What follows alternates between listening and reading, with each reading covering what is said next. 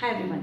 In this lecture we are going to cover H2SO4 यानी sulphuric acid which is a very important part of P block element. तो शुरू करते हैं sulphuric acid, इसका preparation देखेंगे, manufacturing basically देखेंगे, इसके अलावा इसकी कुछ प्रॉपर्टीज देखेंगे which are very important for you for the exam purpose.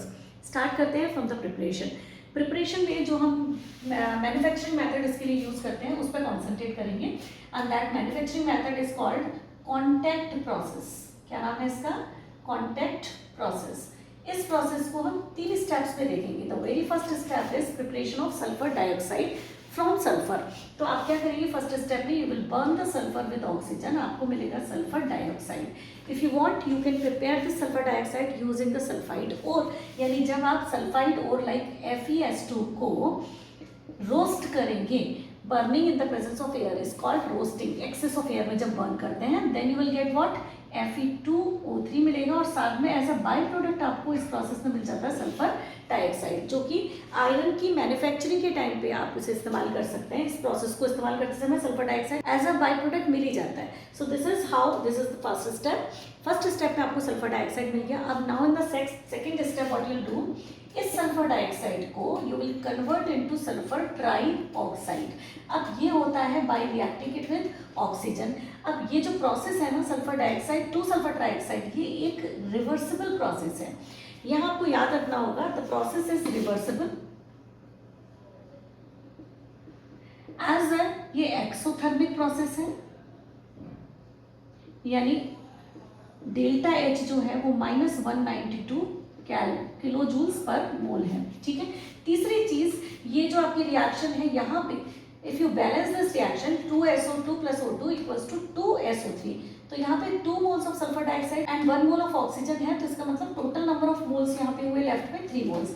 यहाँ पे टोटल नंबर ऑफ मोल है 2 मोल्स. ठीक. तो हम सब लोग ली शैटले प्रिंसिपल जानते हैं. ली शैटले प्रिंसिपल आपको ये कहता है कि आपकी रिएक्शन जो है, if you make any change in the reaction will start moving in the direction where it can undo the change made by you.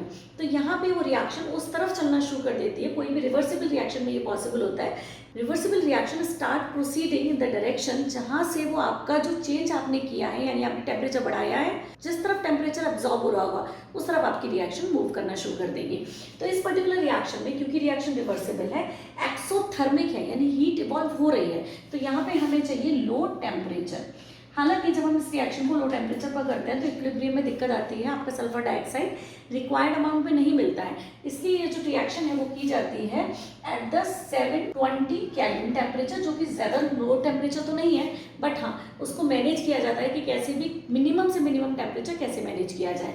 दूसरा, क्योंकि आपका moles on the left hand side क्या है? ज़्यादा, और राइट हैंड साइड पे क्या आ रहा है? मोल्स कम. तो अगर आप प्रेशर बढ़ाएंगे तो आपका रिएक्शन राइट हैंड साइड पे प्रोसीड होगा. तो इसलिए आपका प्रेशर होता है 2 बार थोड़ा सा ज़्यादा. इसके अलावा इस रिएक्शन के लिए आपको चाहिए होता है catalyst which is vanadium penta oxide V2O5. In particular conditions में ये रिएक्शन होती है. तो sulphur dioxide is converted into sulphur trioxide in the presence of V2O5 at 720 kelvin and at 2 bar. इन कंडीशंस के साथ this reaction takes place and sulphur trioxide is form. अब देखते हैं थर्ड स्टेप में क्या होगा. थर्ड स्टेप में सल्फर ट्राइऑक्साइड को एब्जॉर्ब कराया जाता है bye sulphuric acid and it converts into oleum H2S2O7. इस चीज़ का नाम है OLEUM. इस ओलियम में एक्चुअली जब हम वाटर में ऐड करते हैं then we get sulphuric acid यानी H2S2O7. When we add water to it we get what? 2 moles of sulphuric acid. और इससे हमें मिलता है 96 से 98% pure sulphuric acid. That is how we prepare sulphuric acid in 3 step. पहले sulphur को sulphur dioxide में कन्वर्ट कीजिए, देन सल्फर डाइऑक्साइड को सल्फर ट्राइऑक्साइड में कन्वर्ट कीजिए, and then sulphur dioxide will be added to the sulphuric acid to make oleum. और फिर last में आपको ओलियम को डिसॉल्व करना है वाटर, या मैं कह सकती हूँ ऐड करना है वाटर को ओलियम के साथ so that to get the sulphuric acid.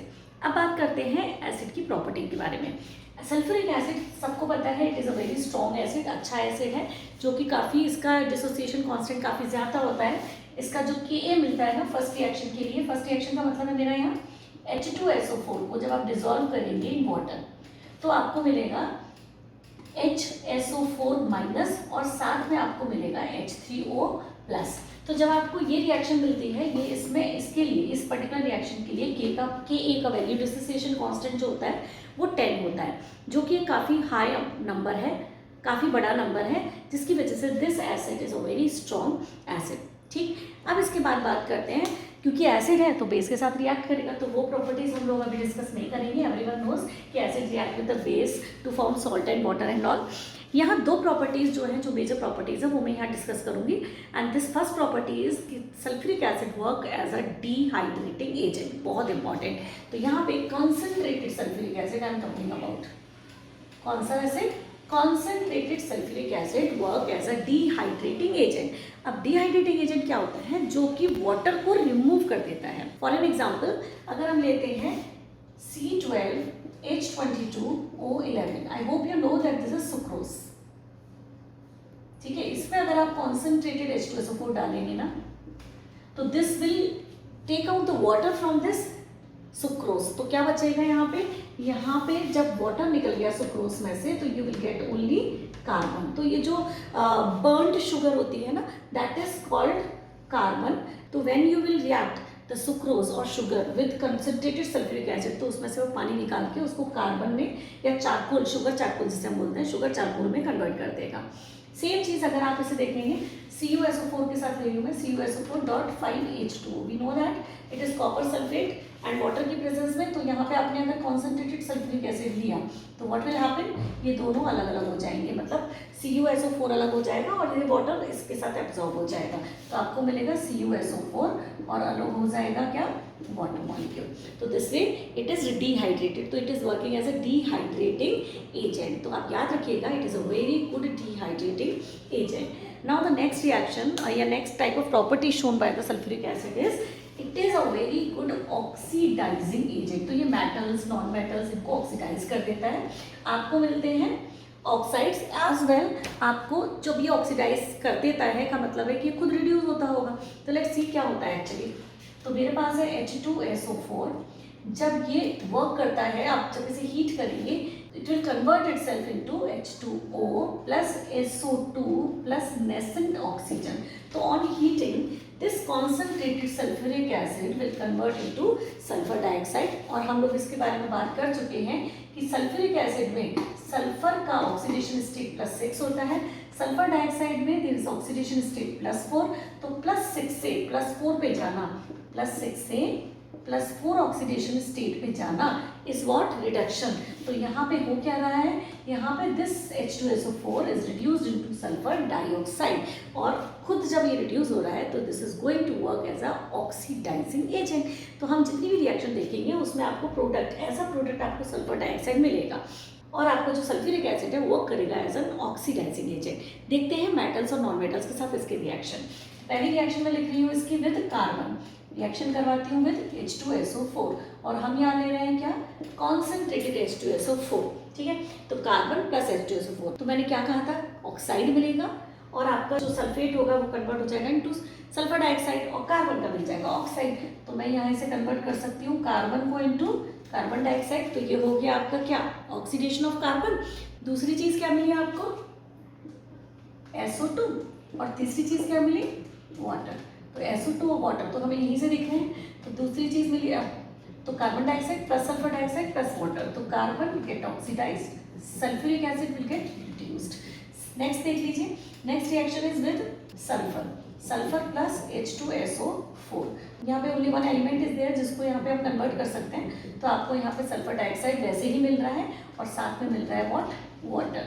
Next आप देख लीजिए एग्जाम्पल, कॉपर को ले लेते हैं, कॉपर प्लस H2SO4। तो कॉपर को करिए ऑक्सीडाइज, तो Cu will convert into CuSO4 plus आपको मिलेगी सल्फर डाइऑक्साइड प्लस आपको मिलेगा H2O। सेम वे अगर आप लेते हैं फॉस्फोरस, तो फॉस्फोरस का H2SO4 के साथ रिएक्शन देख लीजिए, आपका P2O5 बन जाएगा, जो कि P4O10 की फॉर्म में रहता है। उसके अलावा मिलेगा आपको सल्फर डाइऑक्साइड, उसके अलावा मिलेगा आपको water. So you can see the reactions in which the sulfuric acid is working as an oxidizing agent. जब भी sulfuric acid oxidizing agent का काम करेगा, this sulfuric acid कैसे काम करता है? क्योंकि this is converting itself into H2SO3. H2SO3 actually stable नहीं होता है, तो this H2SO3 converts into SO2 plus H2O और फिर इससे मिलता है आपको nascent oxygen which helps in the oxidation of other substances. These are the important reaction. I am doing it in short so that you can revise it in a very short time. I hope this will help you. If you like this video, please hit the like button. Thank you very much.